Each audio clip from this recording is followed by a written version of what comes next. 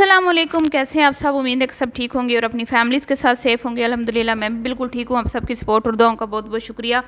तो इस बार सितारा यासीन का केस वाला ड्रामा जो है वह पूरी तरह से फ्लॉप हो चुका है। जैसे ही सितारा मैडम देखती हैं कि भाई व्यूज़ में जो है ना वो रिएक्शन वाली ठंडी हो गई हैं, कुछ इतने अच्छे रिएक्शन आ नहीं रहे, रिएक्शन वाले जो हैं वो थोड़े से ढीले पड़ गए हैं, तो फ़ौरन से कंट्रोवर्सी जो है वो बनाती है। अभी कुछ दिन पहले कंट्रोवर्सी बनी, आपने देखा रमज़ू वाली, तो उस पर फिर इसके बड़े अच्छे व्यूज़ आ गए, 3-4 लाख के करीब इसकी वीडियो पे व्यूज़ आ गए। लेकिन उसके बाद फिर वीडियोज़ जो हैं वो ऊपर नहीं जा रही। तो अब क्या करे बेचारी। अब एकदम से इसको ख्याल आ गया कि भाई जो हेटर्स हैं वो मेरे माँ बाप को और मेरे बच्चों को गाली दे रहे हैं। हालांकि ये तो पिछले 3 साल से हो रहा है, ये तो पिछले 3 साल से हो रहा है, लेकिन भाई कोई नई कंट्रोवर्सी मिल नहीं रही हमारी सितारा को। तो सितारा आ गई सती सवित्री बन के, जो पिछले 3 साल से इनका एक तो तरीका है कि जैसे ही इन्होंने इस तरह की कोई कंट्रोवर्सी बनानी होती है तो फिर लेपा थोपी तेल शेल लगा के चुटिया बांध के गंजा मुंह ले के बैठ जाती है, फिर रोना धोना। और इस बार जो कंट्रोवर्सी बना रही है जी केस की, इस बार क्या है जी, रिएक्शन वालों पे मैं केस करवाने लगी हूँ। तो ये तो तुम्हारा प्रोग्राम जो है ना वो फेल हो गया है और ये पूरी तरह से फ्लॉप हो गया, क्योंकि लोगों ने इस बार तुम्हारी इस तरह की वीडियो को मुकम्मल तौर पर रिजेक्ट कर दिया है और तुम्हारे कोई इतने अच्छे व्यूज़ नहीं आए, क्योंकि लोगों को अब अच्छी तरह से पता चल चुका है कि तुमने जब जब कंट्रोवर्सी बनानी होती है तो तुम इसी तरह के ड्रामे करती हो। अभी कुछ दिन पहले आपको याद होगा ये रमज़ू ने जो ड्रिंक वाली लाइव की, इसने कहा मेरी आंख फड़क रही है, आज कुछ होने वाला है, क्योंकि ये पूरी प्लानिंग के साथ हुआ है, इसकी इजाज़त के बगैर नहीं हुआ, ये पूरी प्लानिंग के साथ हुआ है। और वो फिर रात को रमदू साहब ने क्या किया, वो ड्रिंक करके, पता नहीं ड्रिंक था या नहीं था या जानबूझ के एक्टिंग कर रहा था, ये तो अब अल्लाह ही बेहतर जानता है। जब हमने उसको पीते पिलाते देखा नहीं तो हम क्यों कहें कि उसने कुछ पिया हुआ था। हालांकि वो खुद भी कह रहा था कि मैंने कहवा पिया है, मतलब इशारे दे रहा था कि मैंने ऐसे कुछ चीज़ पी है। आप मुझे ये बताएं कि इसके घर में बैठ के वो इस तरह लाइव इसकी इजाज़त के बगैर कैसे कर सकता है। वो कंट्रोवर्सी इसने बनाई, लेकिन वो कंट्रोवर्सी जो है कोई इतनी ख़ास कामयाब नहीं रही। वो जल्दी ही जो है ना चीज़ें खामोश हो गई, मतलब दब गई, और वो बस रमज़ू चला गया, उसको निकाल दिया, बस यही हुआ। और 1-2 वीडियोज़ इसकी चल गई। अब ये सोच रही है कि भाई मैं क्या करूं, हैं इतने ट्रिप श्रिप करके आई है, ख़र्चा बड़ा हो गया, बिजनेस भी स्टार्ट कर लिया, वीडियोज़ हैं कि वो वहीं पर 2.5-3 लाख 1.5 लाख 2 लाख से ऊपर जा नहीं रही हैं। पैसे की ज़रूरत है, अय्याशियाँ इतनी हो रही हैं, खुला पैसा खर्च हो रहा है। तो ज़ाहिर बात है जब आ रहा हो तो लालच तो बढ़ती है। लाख आ रहा है तो बंदा कहता है 2 आ जाए, 2 आ रहा हो तो 4 आ जाए। तो अब इसका लालच दिन ब दिन बढ़ता जा रहा है। तो अब ये बैठ गई है तेल शेल थोप के और ये धमकियाँ लगा रही है रिएक्शन वालों को, जिनकी वजह से ये आज इस मुकाम तक पहुंची। यही रिएक्शन वाली, चाहे हेटर थे या सपोर्टर थे, इन्हीं की बदौलत ये पूरी दुनिया में फेमस हुई। ये हेटर्स थे ये या सपोर्टर थे, इन्होंने वीडियोस बना बना के इसके टॉपिक पर, जैसे अब फातिमा को लोगों ने फेमस किया, क्योंकि आपको हेट ही फेमस करता है, हेट सबसे ज़्यादा आपको फेमस करता है, तो हेट ने ही इसको फेमस किया। तो आज ही उन पे केस कर रही है। बीबी तुम मुझे ये बताओ कि तुम जो कह रही हो कि उन्होंने गालियाँ दी हैं, सबसे बड़ी दुश्मन तो मैं कहती हूँ तुम हो अपने माँ बाप की, अपने बच्चों की, और उससे भी मैं ज़्यादा कहूँगी कि तुमने गालियाँ दिलवाई हैं एक मासूम औरत को, तो केस तो तुम्हारे पे होना चाहिए, ना कि उन रिएक्शन वालियों पे होना चाहिए। वो रिएक्शन वाली तो वीडियोस बनाती है ना, चाहे तुम्हें गालियाँ देती हैं, तुम्हें कुछ कहती हैं, तुम्हें फ़ायदा हासिल होता है, लेकिन तुम जिस खातून को गालियाँ दिलवाती हो ना, उसको क्या फ़ायदा मिल रहा है? कुछ भी नहीं। उसको मेंटली टॉर्चर तुम करवाती हो। डेली तुम आके एक शोशा छोड़ देती हो कि भाई आज कौसर नहीं आई, आज कौसर ने ये कह दिया, आज कौसर ने वो कर दिया, आज कौसर ने मेरे साथ ये ज़्यादती की। वो गाँव की सादा खातून जिसको ना पढ़ना आता है, ना लिखना आता है, ना बोलना आता है, ना अपना हक मांगना आता है, ना उसको पता है कि मेरा हक क्या है, उसके ख़िलाफ़ तुम आए रोज़ ऐसा कंटेंट बनाती हो जिसकी वजह से उसको हेट मिलता है। और डेली उसकी, तुम्हारे शोहर की वीडियो में और तुम्हारी वीडियोस में उसको लोगों ने भरपूर गालियाँ दी होती हैं, भरपूर गालियाँ दी होती हैं। तो बीवी फिर पहला केस तो तुम पे बनेगा ना, कि तुम एक मासूम औरत को गालियाँ दिलवाती हो, हैं रोज़ आके यहाँ पे रोती हो। शादी तुमने खुद करवाई, ठीक है। शादी तुमने खुद करवाई, साथ तुमने उसको खुद रखा हुआ है अपना कंटेंट के लिए, क्योंकि तुम्हें पता है कि जब तक कौसर यहाँ रहेगी मेरी वीडियोस चलती रहेंगी, मेरे शोहर का चैनल चलता रहेगा, क्योंकि तुम्हारे शोहर के पास तो कुछ और है ही नहीं दिखाने को।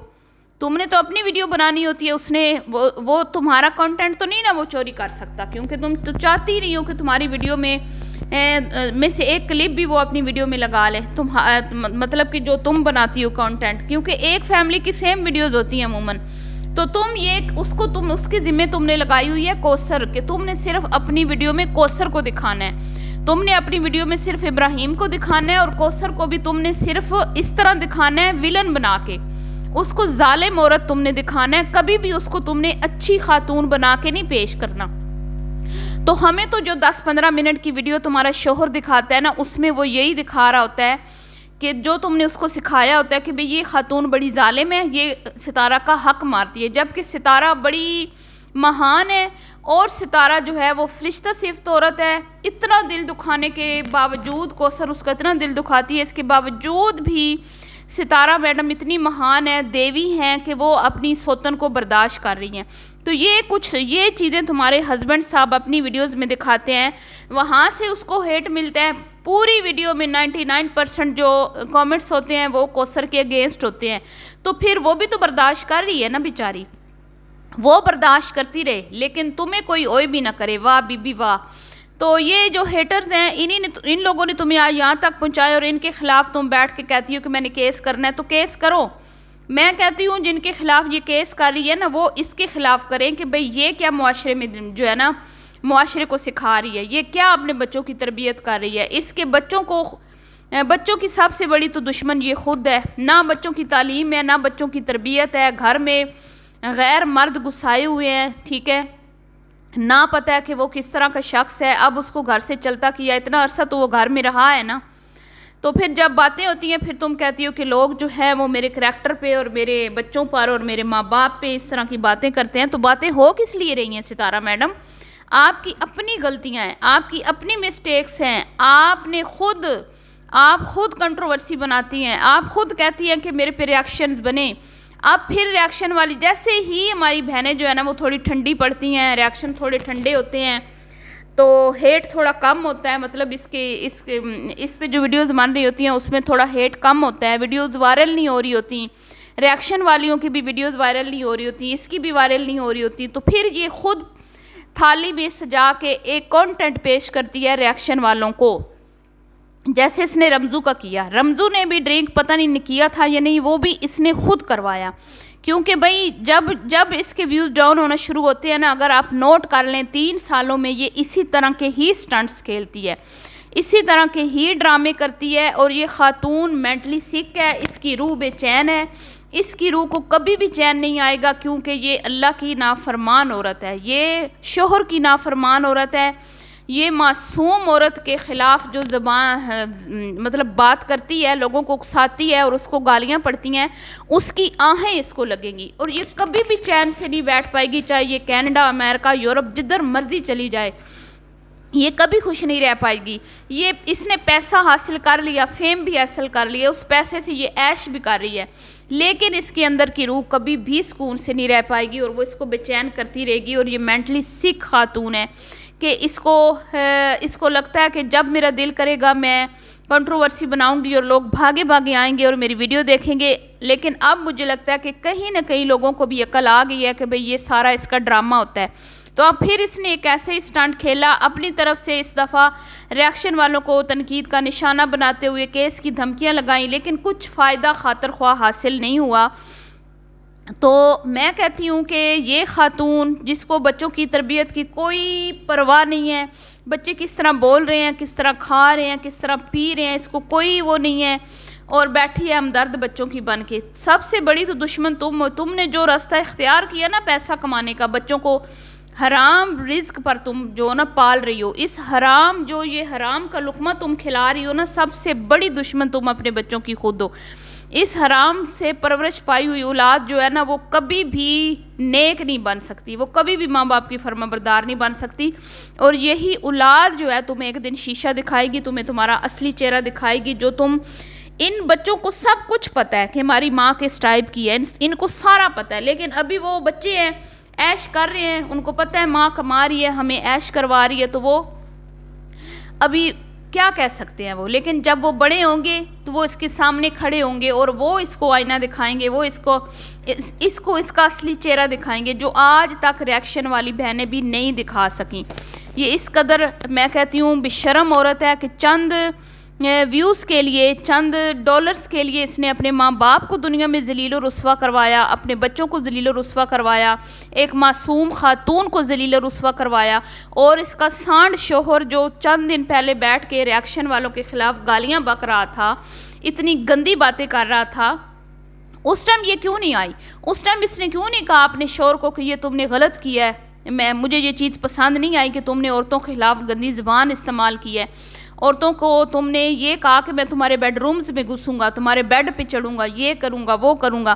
तब तुम कहाँ थी सितारा मैडम? तुम्हें ये नज़र आता है कि तुम्हारे माँ बाप को गालियाँ दी गई हैं, बच्चों को गालियाँ दी गई हैं, लेकिन वक्तन फ़वक्तन जो तुमने अपने ख़ानदान के मर्दों से, अपने शोहर से, रिएक्शन वाली ख़वातीन को गालियाँ दिलवाई हैं, उनका कौन हिसाब देगा? वो तो तुम्हारे अपने शोहर पे पहले केस करवाओ ना, जिसने ख़वातीन की बेहुरमती की है, ख़वातीन की तज़लील की है, ख़वातीन के घरों में घुसकर उनको मतलब हिरासा किया है। तो वहाँ पे तुम्हारे कान बंद थे? वो भी तो उसने तुम्हारे कहने पे किया था ना, उसने ख़ुद तो नहीं किया कुछ, क्योंकि वो ख़ुद तो करता ही नहीं है, स्क्रिप्ट तो तुम लिख के देती हो उसको। तो बीबी अब ये ड्रामे पुराने हो गए हैं, अब इनका कोई फ़ायदा नहीं है, ठीक है ना? तुम्हारी बेचैन रूह को कभी भी चैन नहीं आएगा, तुम चाहे जितनी मर्जी अब इस तरह की वीडियोज़ बना लो, तुम्हें अब कोई फ़ायदा नहीं होने वाला, क्योंकि अब लोग तुम्हारे कहीं ना कहीं तुम्हारी रियलिटी, तुम्हारे रियल फेस से वाकिफ़ हो चुके हैं और उन्हें पता है कि तुम जब इस तरह की वीडियोस लेके आती हो उसका मकसद क्या होता है। सिर्फ ये होता है कि भाई आप कंट्रोवर्सी बने और फिर जो है रिएक्शन वाली जो है वो एक्टिव हो जाएं और भरपूर जो है ना तुम पे रिएक्शन हो और तुम्हारे व्यूज़ में भी इजाफा हो। तो बीबी कनाडा जाओ, कहीं जाओ, कुछ नहीं हासिल होगा तुम्हें।